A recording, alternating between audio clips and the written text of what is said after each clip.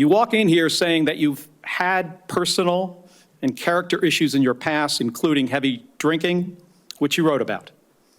And you said, and this is a quote from you, that you said, "I sit before you as an open book."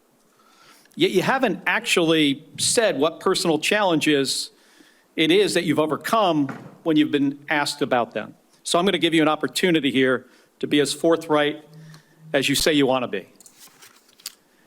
So while leading Concerned Veterans of America, there were very specific cases cited by individuals about your conduct. I'm going to go through a few of them, and I just want you to tell me if these are true or false.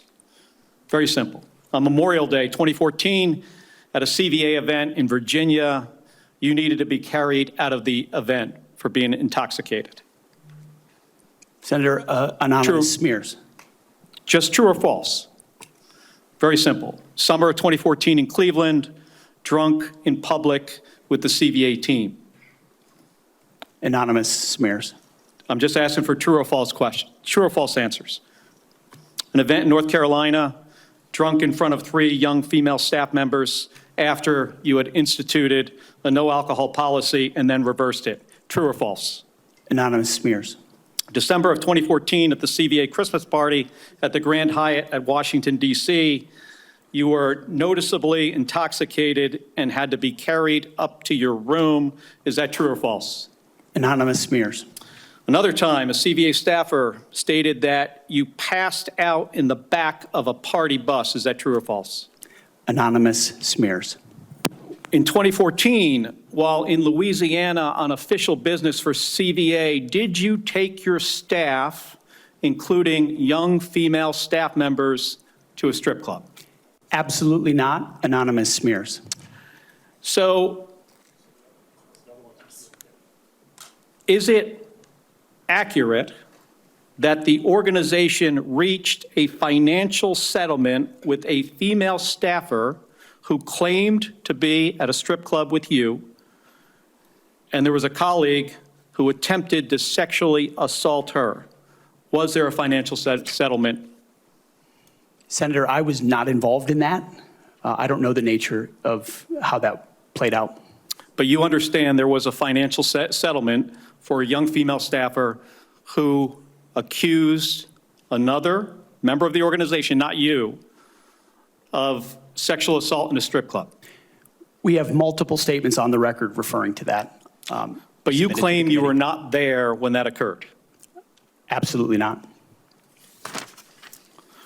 Now, the behavior I cited, if true, do you think that this behavior of intoxication, going into these type of establishments, women on your staff being so uncomfortable that they have to file these sort of harassment claims, do you think this is appropriate behavior for a leader? Senator, the overwhelming majority of anyone who's worked for me, including the on-the-record statements that have been submitted to this, with their name on it, on the record, men and women who worked with me every day, are the overwhelming preponderance of evidence that testify to my leadership and professionalism in leading Vets for Freedom and Concerned Veterans for America. Okay. My leadership has been completely impugned on these veterans organizations that did fantastic work. Mr. Hegseth, I'm not even going to go into the and we manage our accusations. financial books with integrity across the board. How many people, everybody who runs a campaign. I have limited time. I'm not going to get into the accusations that come from Fox News. Now you have some of your Fox News colleagues here. There were multiple instances of accusations against you about drinking on the job. All anonymous, all false, all refuted by my colleagues who I worked with for 10 years at 6 a.m. to 9 p.m. and everything. The challenge here for me, and Mr. said Hegseth, they've only seen me be professional is when there is every discussion single time. about personal challenges and you admittedly had issues with heavy drinking. It's hard to kind of square this, to square the circle here. It's kind of a difficult thing to do.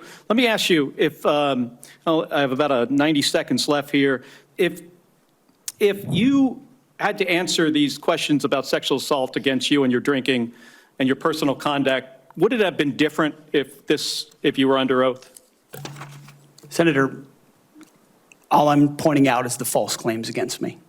Okay, I take it you do not want to answer that question. I walked into this hearing this morning concerned that you haven't demonstrated adequate leadership in your civilian roles. And this is a dangerous world we're living in here. And America cannot afford a Secretary of Defense who is unprepared for that mission. I'm going to leave with concerns about your transparency. You say you've had personal issues in your past, yet when asked about those very issues, you blame an anonymous smear campaign, even when many of these claims are not anonymous. Which is it? Have you overcome personal issues, or are you the target of a smear campaign? It can't be both. It's clear to me that you're not being honest with us or the American people because you know the truth would disqualify you from getting the job. And just as concerning as each of these specific disqualifying accusations are, what concerns me just as much is the idea of having a Secretary of Defense who is not transparent.